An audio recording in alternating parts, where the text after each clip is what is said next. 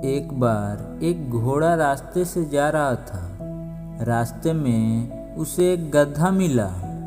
गधा घोड़े को देखकर घोड़े से कहता है कि कौवा सफ़ेद होता है। घोड़ा उस गधे को समझाते हुए कहा, कौवा सफ़ेद नहीं, काला होता है। लेकिन गधा उसकी बात को झुठलाते हुए फिर से कहता है कि कौवा सफ़ेद होता है। घोड़ा फिर से उसे समझाते हुए कहता है, कौवा सफ़ेद नहीं बल्कि काला होता है। लेकिन गधा फिर से घोड़े की तरफ देखकर बोलता है कि कौवा जो है वह सफ़ेद ही होता है। अब दोनों में बहस हो जाती है।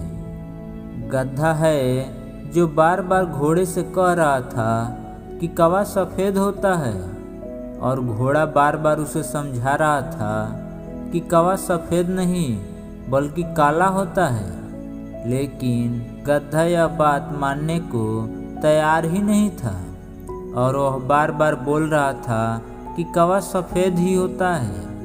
थोड़ी देर के बाद घोड़े ने गधे से कहा कि ठीक है, इसका फैसला जंगल के राजा ही करेंगे।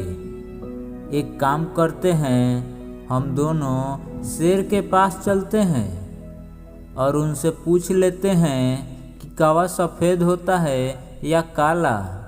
तो दोनों मिलकर जंगल के राजा के पास जाते हैं।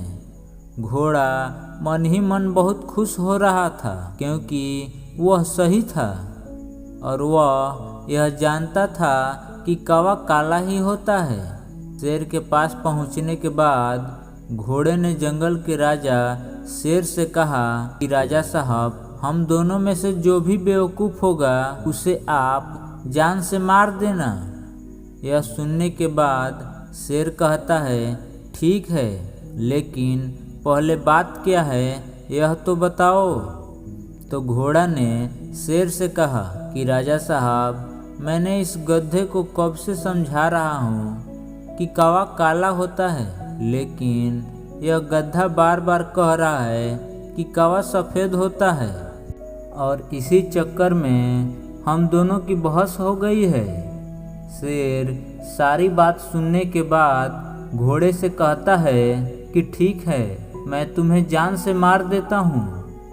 तभी घोड़ा डरते हुए कहा, क्या हुआ राजा साहब, मैं तो सही बोल रहा था।